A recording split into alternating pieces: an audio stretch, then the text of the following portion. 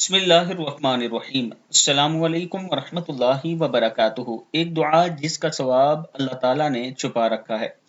رسول اللہ صلی اللہ علیہ وآلہ وسلم نے ارشاد فرمایا، ایک بار ایک شخص نے یہ کلمہ کہا، یا ربی لک الحمد کما ینبغی لجلال وجہک وعظیم سلطانک۔ یا ربی لک الحمد کما ینبغی لجلال وجہک وعظیم سلطانک۔ فرشتے گھبرا گئے کہ اس کا اجر کتنا لکھیں۔ آخر اللہ تعالیٰ سے انہوں نے عرض کی کہ آپ کے بندے نے ایک ایسا کلمہ کہا کہ ہم نہیں جانتے کہ ہم اس کلمے کا ثواب کیا لکھیں۔